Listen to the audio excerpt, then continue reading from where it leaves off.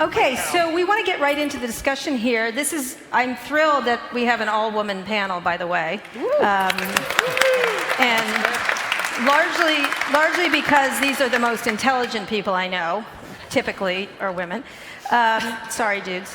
But we're going to get right into this. So obviously, we had an election in the United States you might have heard about, where we elected a reality show star as our president. We're thrilled, as you might imagine, by this. And I've written a lot about it for Silicon Valley, but let's just talk about it globally and with the country, with our country, and in terms of business. I want to start first by talking about how it happened. Now, there's been lots and lots of explanations, from raging white men to employment to all those things. I'm going to start with you, Megan, because Megan was one of the first people to say that Trump was a contender when everyone was considering him essentially a circus act and an entertainment. So tell me what you were thinking and why you were thinking that. It was pretty simple for me because before coming back to Bloomberg, I had been at the FT for a very long time, and I'd been in London for about 13 years. And when I first came over from the FT as the FT's Washington bureau chief, it was very clear that so many of the same factors that had animated Brexit, that had animated the rise of both the far left and the far right since the financial crisis in Europe, were really driving this sense of dislocation, particularly on the economic front, this rising sense of income inequality, whether or not true or myth, in terms of how whether that income gap has widened or shrank over the past 2 decades in particular. But what you really felt was this profound sense of angst, of feeling disconnected from the America they had grown up in. When you left sort of the West Coast or the East Coast and you traveled across the country, what you most frequently heard for people is, I want to be able to raise my kids, give them a better future, take care of my parents that now have Alzheimer's, and I'm being squeezed at every front. Not from wider macroeconomic trends, such as, the decline of manufacturing, but just a palpable sense of displacement in the country they'd grown up in. And I think that when you saw that and you mapped it on what had happened in Europe, if you took the communities in America that had made the least gains since 2008, since the crisis, and you mapped where Donald Trump performed most strongly in the election, it's almost an identical overlap. And I think that what you got the sense of was Democrats had grown disconnected from that sense of disenchantment and how to really impress upon a message of optimism and hope that really resonated with those people, particularly white working class. So Hilary, talk about messaging, because that's what you do. Part of your job is messaging. I felt, just myself, as much as you couldn't stand those red hats, the message was a terrific one. It reminded me of Morning in America. It reminded me of Reagan and stuff like that, Make America Great Again. Hillary's was Stronger Together, which felt like a glue commercial. Talk about messaging in this election, like why it worked, why that particular worked. Because again, most of the media, most of the political elite, including the Republicans, were against Donald Trump. Well, and add to that, of course, that Hillary spent, $600 million on television with messaging, right. And Donald Trump spent hardly any. Mm-hmm. And then you talk about how desperately they needed a simple message. I feel like I have to put this in a little bit of perspective, just because of maybe because I was a Hillary partisan, but also just how sharply divided the country really was in this election and still is. Mm-hmm. 50,000 votes in 3 states out of, the 14 million or so cast is sort of what determined this election. 50,000 people. So it is still a staggering result, still very divided.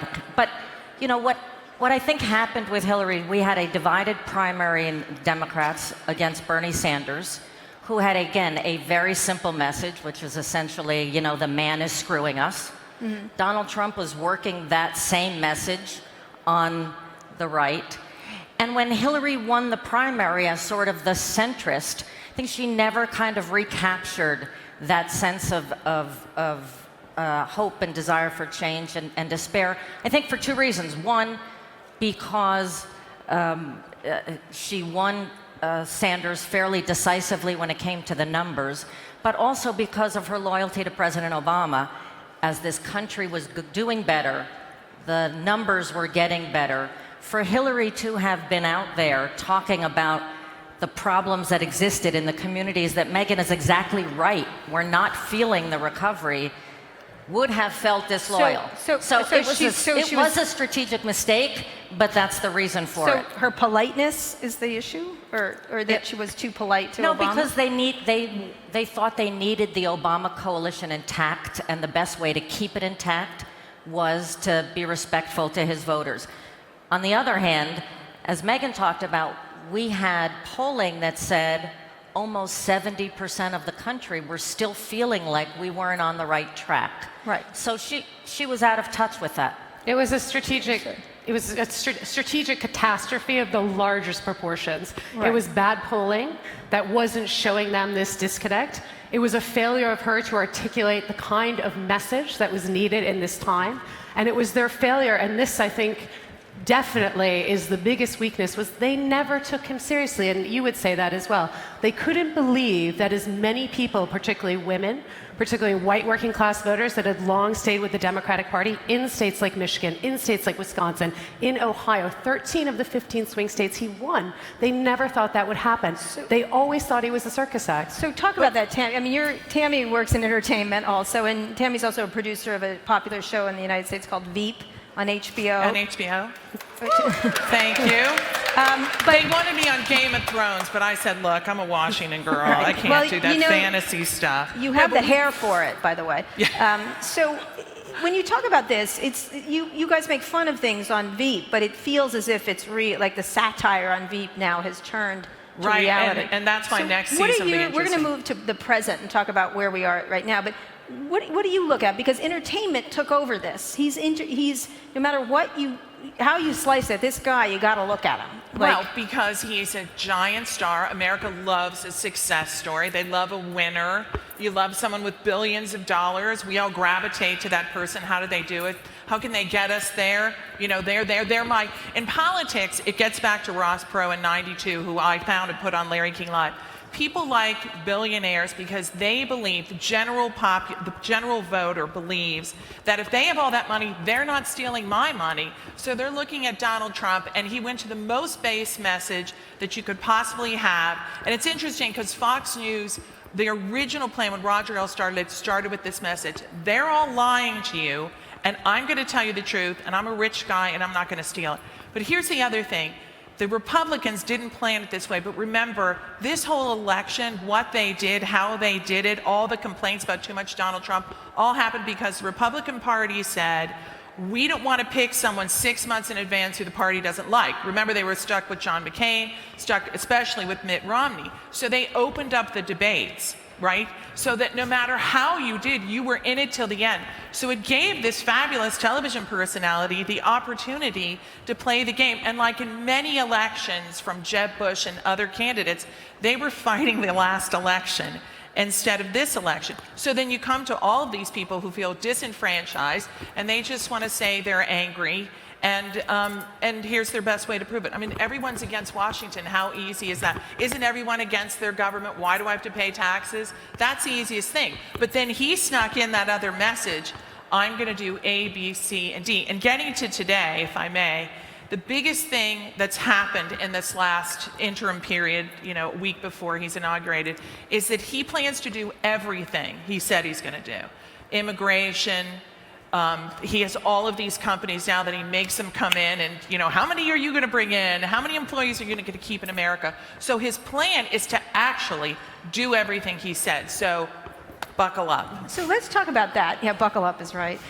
Because what's very interesting about this particular period is, we'll get into his use of Twitter. I consider him a Twitter genius on many levels, and I don't hand out that compliment that often. In fact, I just read something the other day where everybody at Twitter thought they were working for Bernie Sanders. What they didn't realize was that they were actually working for Donald Trump. That's true, absolutely. So let's talk about what has happened in this interim and what's going to happen. Because one of the things, after everyone got over their disbelief, one of the big tenets, first thing was, oh, he's a clown. Then it was, oh, he can't win. And then okay, maybe he could win, but he can be controlled. And now it's like, oh my fucking God, he's going to do whatever he wants. Like, we're at that point right now. Because he hasn't backed off at all, that kind of thing. So let's talk about that. Why don't, Megan, you start. What do you imagine from this interim period we're going to get in the next period? Because it's a week now. He'll be president in a week. So right. I think Tammy is exactly right in the sense of he's been incredibly transparent about what he wanted to do. And so far, he's gone through and done exactly that. So when he said he wanted business executives in the cabinet, guess what? We've got 5 people from Goldman Sachs alone. When he said he also wanted generals, we've put those people in as well. When he said he's going to hold companies to account, one by one by one, look at what he's done to Lockheed Martin, to Boeing, and the positive side to LL Bean with this policy through tweet, which we'll talk about later.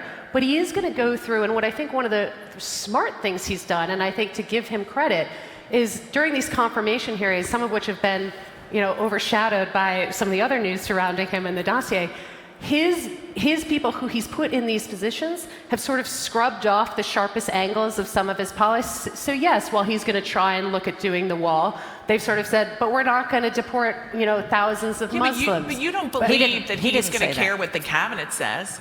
But this is the thing. It has made him less and less outrageous in terms of the sharpest edges of those policies, and slowly he's forming a group around him which makes some of those sort of more outlandish, more outrageous things, he said, a little bit more sane. He's actually making companies tap to his dance. It is unbelievable to watch Ford do what they do, Amazon to announce 100,000 new jobs to get in front of Donald Trump. He's changing the narrative.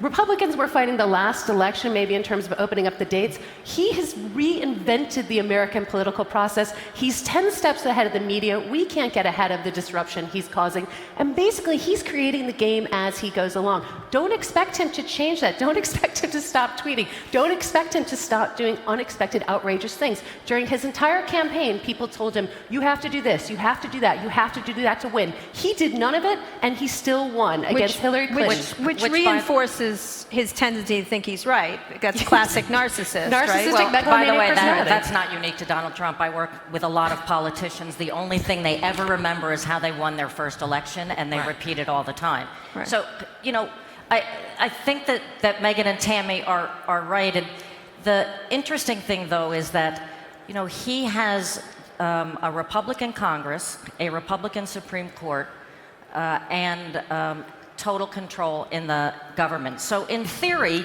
he can do anything he wants. The interesting piece is how much has already gotten ameliorated, but he won't say so.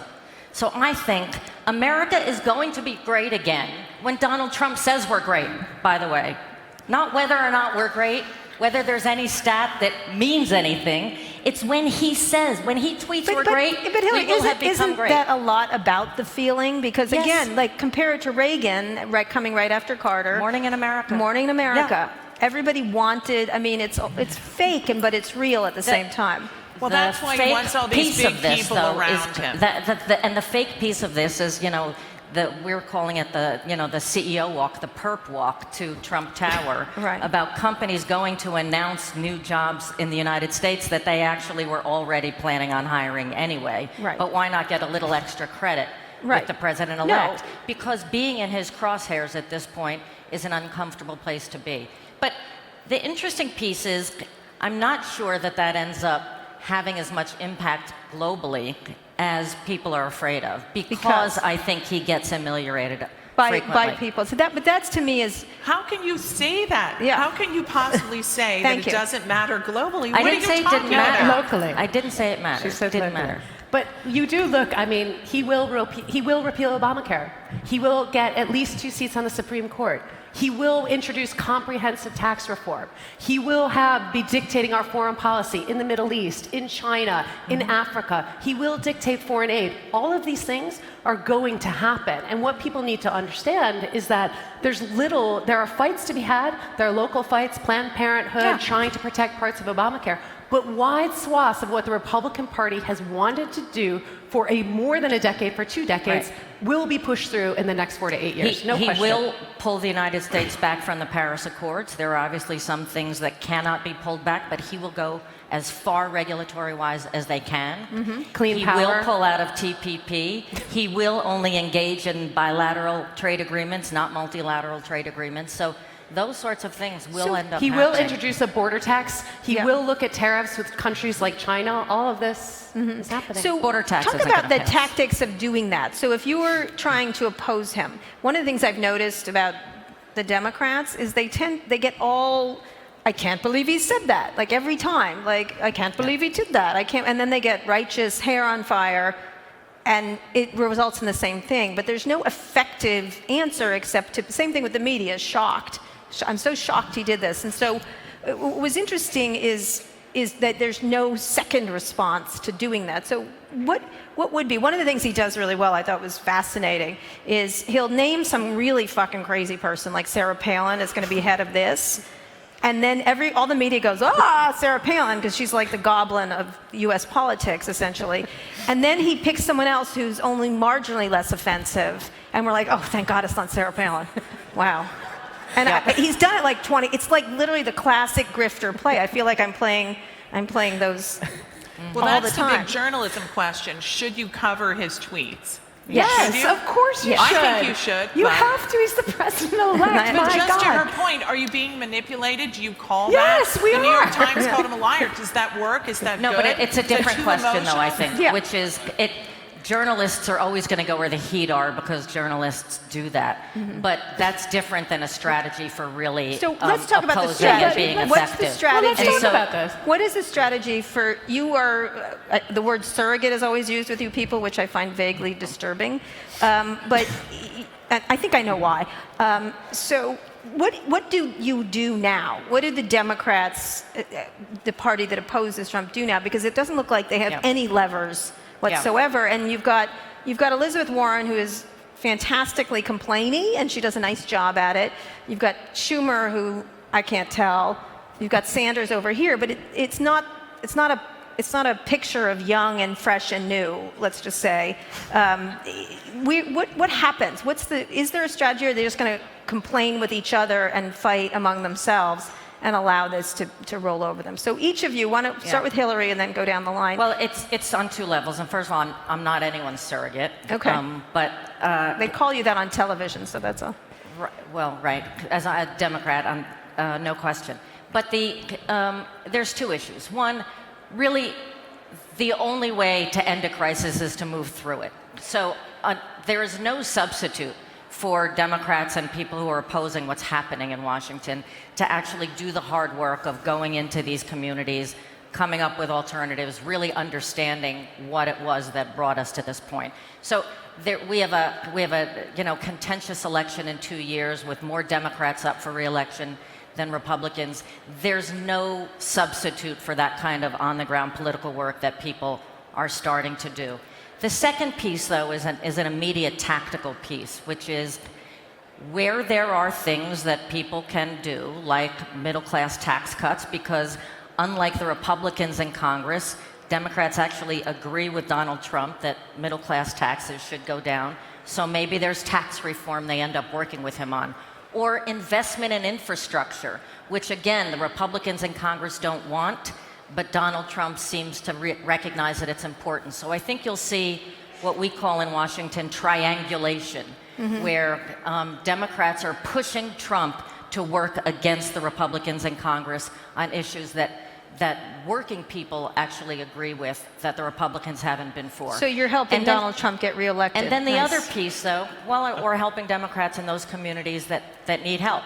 The other piece, though, is that tactically, they are going to screw up sometimes. They're screwing up the health care repeal, which is, to most of the world, a bizarre and Byzantine thing because health care should be run differently. But in the U.S., they are overreaching, and they are going to screw it up. They already have. They've already pulled back on this, and they've halted the process a little bit. So it's not actually going to get repealed immediately. So, you have to be sort of tactically smart with the crisis you're in, but no substitute for the So essentially, changing people's work with them minds. and trip them if you can. Work with them and trip them if you can. Right.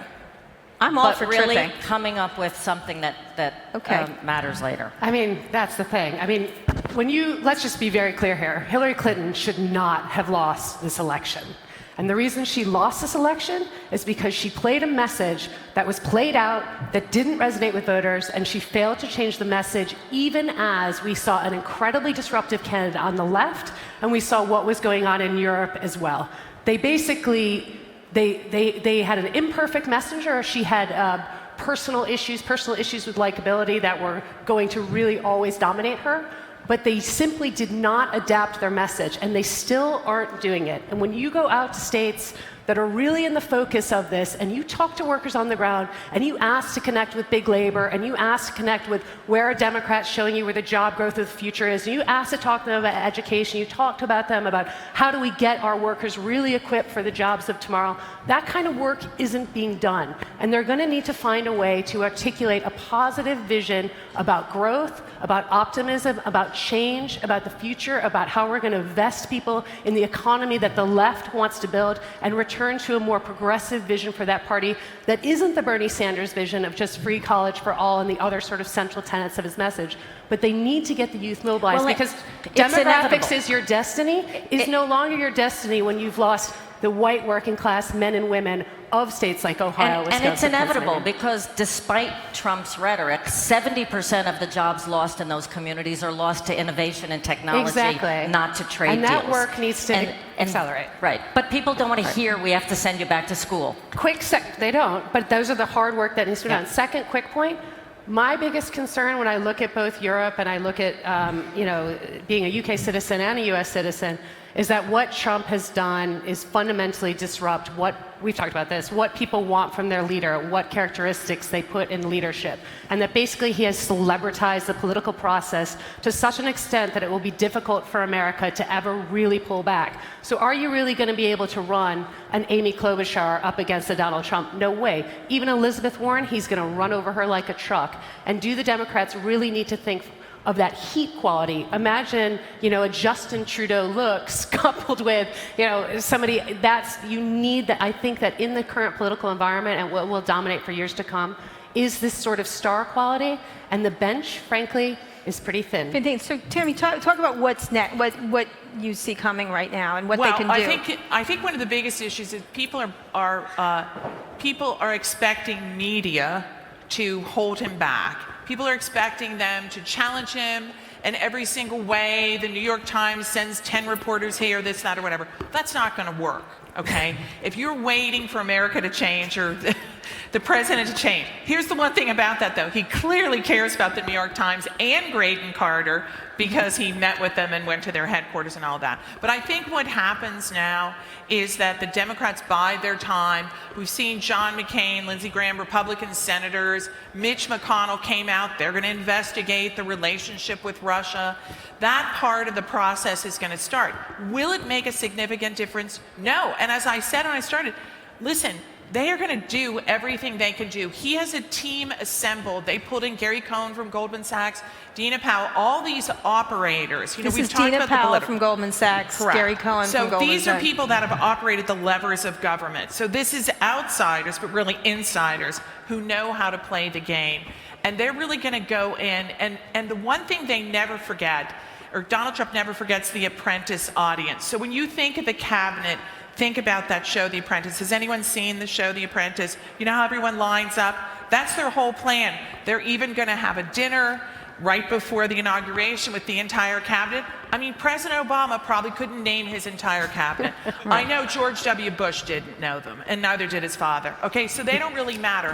But they matter to Donald Trump because it's like it's an assembly. It's The Apprentice all over. But what's interesting is the day after the inauguration, there's going to be this Million Women March. I don't know, is anyone going that's here? There's people marching in Silicon Valley, it's in San Francisco, in the Valley, in Los Angeles.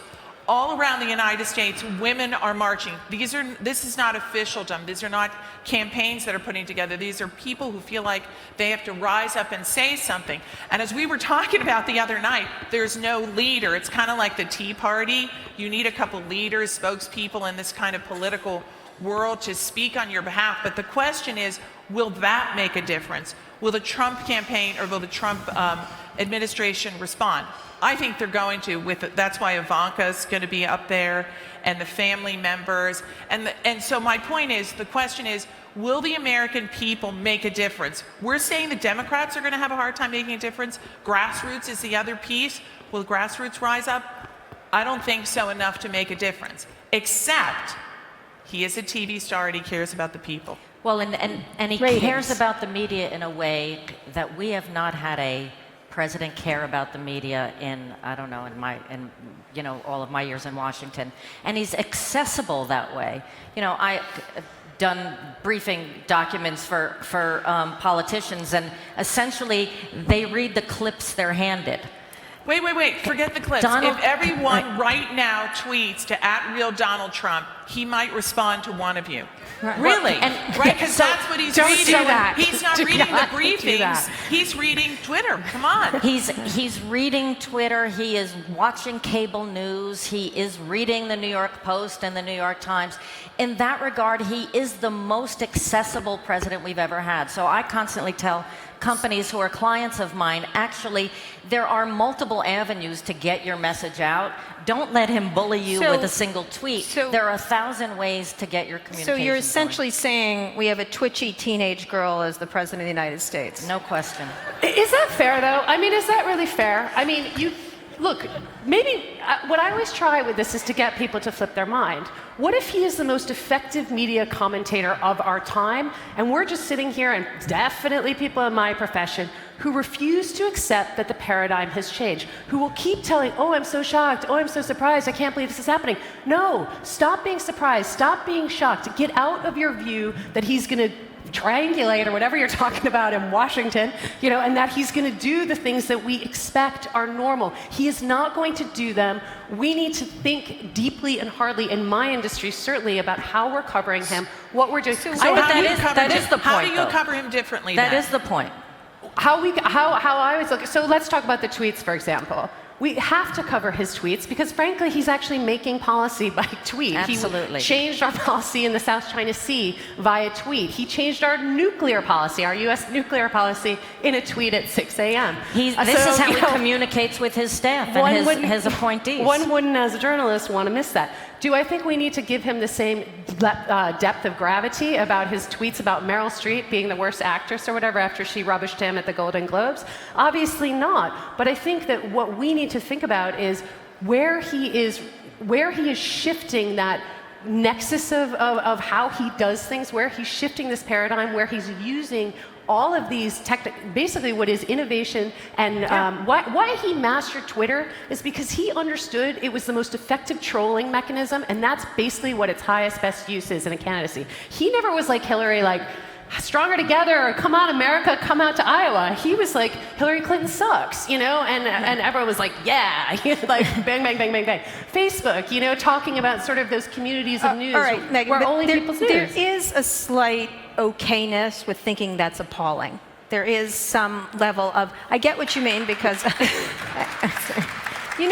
believe me, I am a troll on Twitter and I do it beautifully. And I understand the uses of it and everything like that. But there is, I get the idea about let's not do business as usual, but let's absolutely cheapen down all political discourse just because that's what the kids are doing, and our president is doing. The president-elect is doing. The president-elect is doing.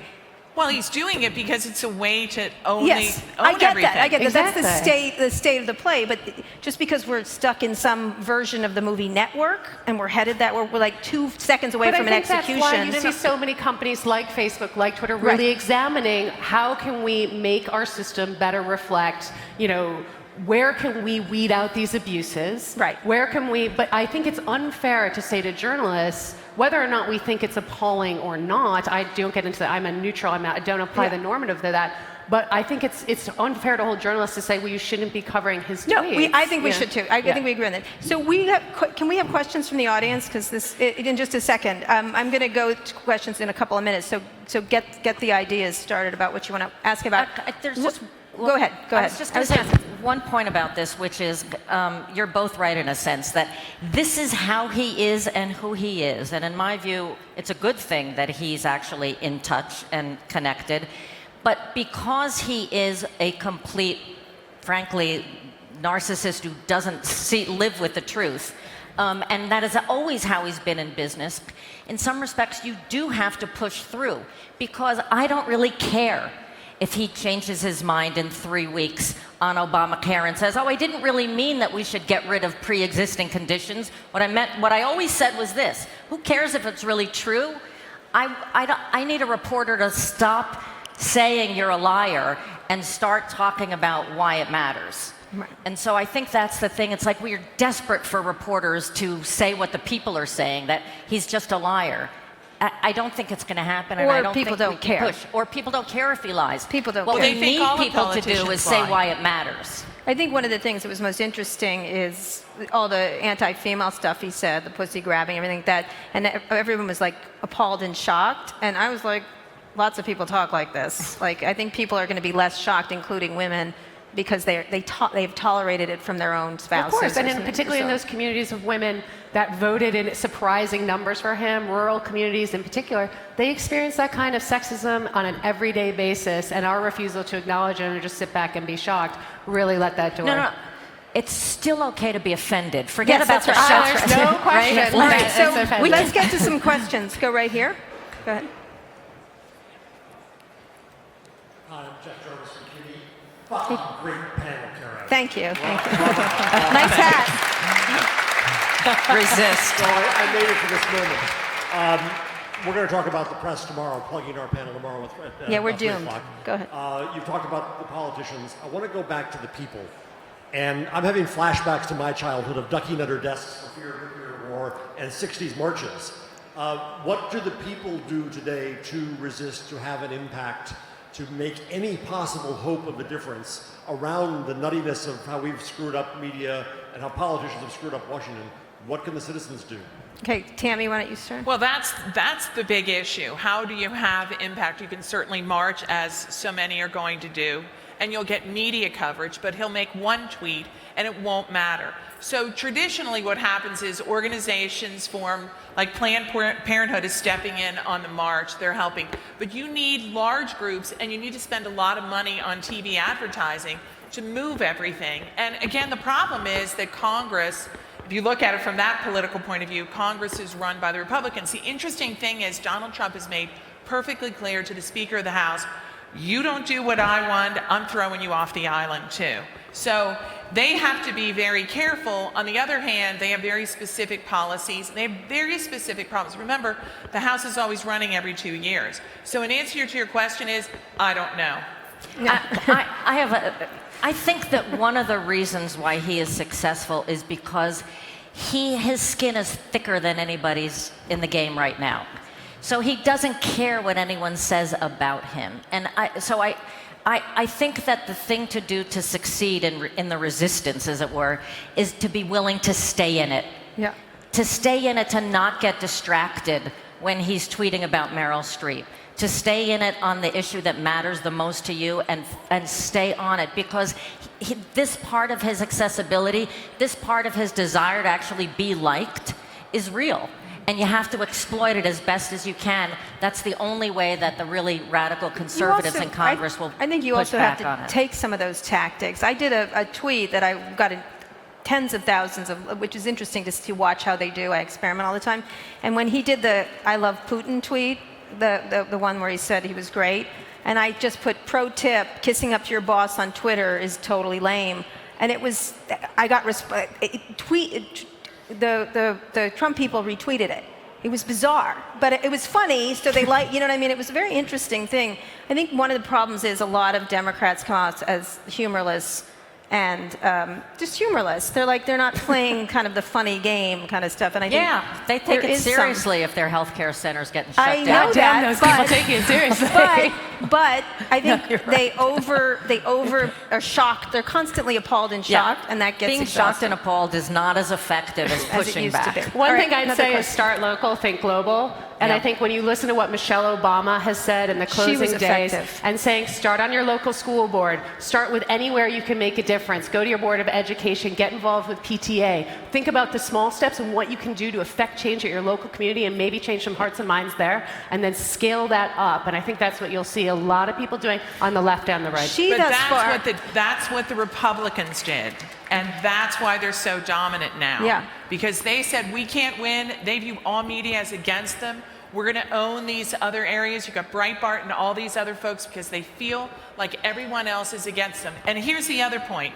As soon as you go after President-elect Trump, he has teams of people ready that don't particularly work for him to go after him. The other way around doesn't work. The Democrats don't do it that way. They just okay, don't. let's get to another question. Sorry, go ahead. Telecom Capital. First, thanks for making panels great again. It was really awesome. I've got a tech question, actually. Hearing and understanding how paramount, how central Twitter is to Trump's election, and actually the kind of talk we're having, but knowing how vulnerable and feeble Twitter is as a platform, what's coming next? I mean, is Twitter so central that if Twitter goes away, Trump might not have his way as easy? Or what's coming next as a means of communication? He'll move on to Instagram. Snapchat, he can't figure out, neither can I. Yes, I can. In a hotel room in I Russia? think that it's really interesting because, we write about Twitter's demise, the long, slow stumble down the stairs of Twitter. He's actually made it super relevant, even though they're not worth any more money or their business isn't any better due to it. And I think most of the employees are appalled internally that they've become the tool of this guy. But I think he would go to he has other ways to get through to people. I think he's just adept at social media. I think he's the best social media president we have. Was anyone from Twitter at that meeting with tech leaders? No, he wasn't allowed because they didn't let emojis in. Yeah. But I did an interview with Jack Dorsey. I know, exactly, right? But I did an interview with Jack Dorsey just recently, and I said, how do you feel about the president-elect using Twitter in the way you're using it? And he sat there quietly for a second, and then he goes, it's complicated. And that was all he said. So anyway, another question? Yeah. So Make them short so we can get a few in. yes, right. So I think the narrative of power is changing. Normally politicians want a stake in it. The journalists are the custodians of it, and he's shitting on it, right? So I think that it's kind of entertaining almost, or sad. I mean, I voted for Hilary and the Democrats. Okay. And now we have Democrats that are complaining about Russian spies and bad language. I don't know. So, I was also a punk Now, there's a rocker. question in there? Let's go. I was a punk rocker, and I say that, Led Zeppelin is not going to win back their fans from Sex Pistols by saying that Johnny Rotten can't sing. So the question is, what can journalism do to play along and take part in generating a new narrative for power that maybe serves us better than the one that was? You can go ahead. How can journalism play a role in creating a new narrative of power? That's your job. The new editor of Businessweek, ladies and gentlemen. Look, I think this is a hugely important question, and I think it's really important for the media to be super honest with themselves about what exactly happened during this cycle. As I said earlier, we were frequently several steps behind. He knew right away that the television media, which is what he cares about the most actually, would film his podium for hours on end when he wasn't even standing there, and that he knew that he would get that airtime. And then people started having these debates. I mean, it was seriously like 6 months in, maybe we shouldn't film his podium for 2 hours and try and give equal airtime. But I don't think it's the media's role to come up with a new narrative of power for the world. I think it is always the media's job to observe and reflect and be part of witnessing change. And I think that we cannot, and absolutely cannot, only choose to witness and reflect that change when it's the kind of change that we believe in or that we support. And when you hear allegations about a liberal media, believe it to some extent. It is true in some extent in that large quarters of decision making that does happen. There's also a very powerful entrenched media on the right.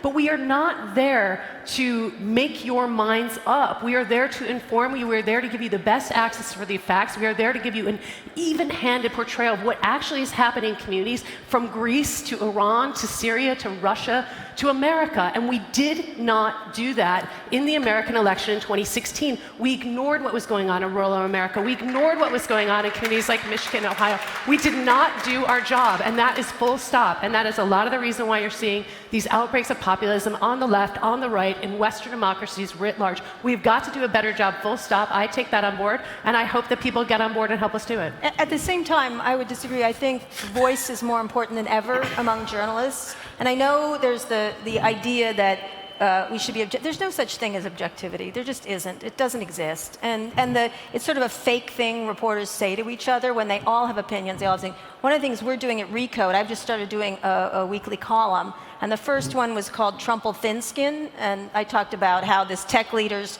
haven't opposed him. These are the most powerful people in the world. And I actually called them to task, like, you appalling group of wimps, how dare you not go to that meeting and skulk in and skulk out and say nothing when most of the year you can't shut the fuck up to us. You know what I mean? Like you can't make a stand when you don't agree with them. And I think some journalists, not everyone, have got to call people out, you know, on when they say things like when Mark Zuckerberg said that thing about fake news has no impact. You know, we have to say, what are you talking about, you Mark Zuckerberg? You know, we have to be more. I don't have a problem doing it, but I think more journalists have to say no. Or just recently we did one on Peter Thiel, who says all sorts of wacky shit all day long, like he does. And one of the things that was interesting was during that speech he gave at the National Press Club, every other journalist wrote what he said. Type. It's like they're typing. They should just be. They should just let him just do a transcript at this point, because they just typed what he said. And whenever he said something, I'd say, he said this, but in reality, let me tell you what he really means. In reality, and I think journalists do a service that when someone says something stupid or wrong, and not to catch them, but just says, you know what, Peter Thiel talks about privacy. He made most of his money violating people's privacy. Let's just point that out for you people. And so I think having a voice matters. That's who the powerful but do. you know And what, to Carol? state the obvious here, with the tech community and tech companies, we can't be in these meetings with VCs talking about how our technology is going to change the world, and then when it actually does, say, ooh, that wasn't our fault. Right. They like to abrogate all responsibility. So anyway, we got to go, Daisy. I'm sorry, but you can ask these people. Go ahead. Last word. I was just going to ask Kara if Peter Thiel is going to run for president in 2020. We already have Howard Schultz, right? Mark Cuban. How many? The doors are open now. Yeah, I would like to see a Mark Cuban presidency because I enjoy Mark Cuban. So, but I don't know. That'll be really interesting to see who runs among the business people. Well, unlike people in Europe who are used to non-professional politicians actually running for office, this is probably the biggest phenomena in the United States, which is that we are used to professional politicians being elected. We're not used to this. All right, last very quick question, one word. Will Donald Trump win a second term? And then secondly, which Democrat is going to emerge to run against him? Two things. Quick. No, second term. And the Democrat that'll run against him, well, Elizabeth Warren's going to run, but I don't know that she'd win. I think he will win a second term, and I think the person who will win that Democratic nomination is not someone we'd mention right now today. Okay. I don't think he's going to win a second term because I think he's going to get bored. This job is really Exactly. hard. We don't even think he's going to stay there for 4 years. All right, but Democrat. Who's the Democrat that you think is? Remember, I'm the only one who's sitting. I don't think we're talking about the person who's going to end up running and being a formidable challenger. And if you had now. to pick up a candidate you'd want for the Democrats. Sheryl Sandberg, maybe. I can see Yeah, that. Sandberg. Howard Schultz would be effective. I think I don't see a single Non-traditional. current senator right now who I think could take Amy this on. Klobuchar. No way. Come on. Anyway, Guys, all right, Sarah guys. run. She All doesn't right. say when. So there are no Democratic candidates whatsoever. There will be. There will be. All right, thank you guys so much. Thanks.